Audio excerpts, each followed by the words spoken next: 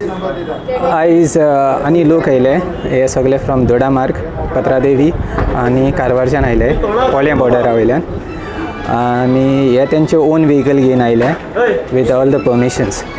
आनी तुमी जर पळयत जाल्यार हांकां सारकें पळयात हे दिसता कितें हांकां सोशल डिस्टन्स बीन कांयच ना. सो आमकां अशें दिसता की फक्त गोंयकार जे आसा तांकांच सोशल डिस्टन्स लागता, तांकांच सगळे रुल्स एंड रेग्युलेशन्स लागता. बट जे लोक जे भायरसून येता गोंयचे भायरसून तांकां हे रुल्स एंड रेग्युलेशन्स कितें गव्हर्मेंटान दवरले तें कांयच लागना.